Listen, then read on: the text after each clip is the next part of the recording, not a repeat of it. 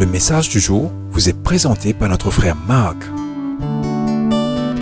Salut, chers bien-aimés de notre Père Céleste. Aujourd'hui, nous allons examiner le point numéro 4 des décisions que nous avons choisi de mettre en œuvre cette année 2022. Point 4. Connaître Jésus de plus en plus. Bien-aimés, cela devrait être au sommet de notre ordre du jour pour cette année et dans toute notre vie. Connaître Jésus de plus en plus.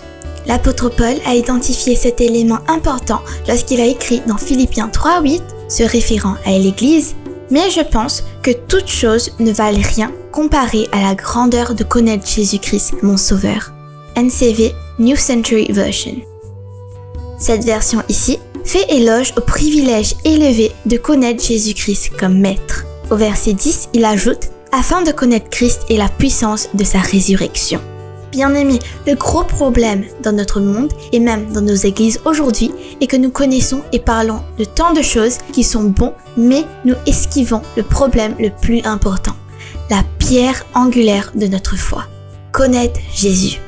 Dans sa prière dans Jean 17:3, Jésus identifie cette lacune manquante lorsqu'il dit « Et c'est la vie éternelle, que les gens te connaissent, le seul vrai Dieu, et celui que tu as envoyé, Jésus-Christ. » Bien-aimés, dans le monde entier, les gens meurent dans leurs péchés parce qu'ils ne connaissent pas Jésus, le Sauveur.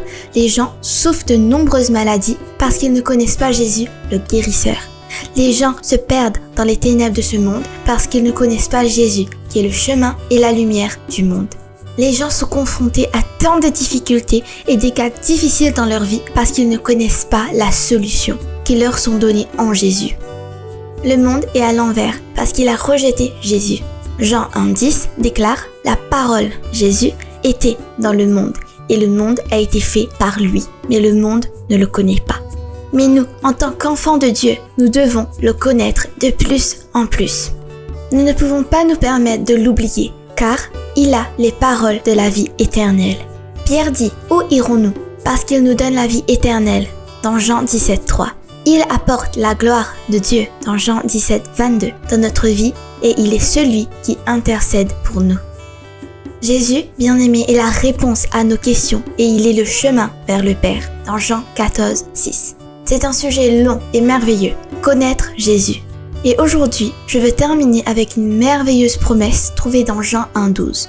Mais à tous ceux qui le connaissent, qui l'ont accepté et croient en lui, ils leur ont donné le droit de devenir enfants de Dieu.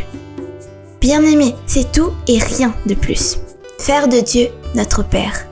Réjouissez-vous donc et engagez-vous à connaître Jésus de plus en plus cette année. Le troisième point, relatif à pratiquer la parole de Dieu, peut vous être très utile ici. Que Dieu vous bénisse tous. Profitez de votre journée en lui. À demain. Au revoir. Si toi aussi tu crois que la parole de Dieu est une bénédiction, partage-la et sois une source de bénédiction pour les autres toi aussi.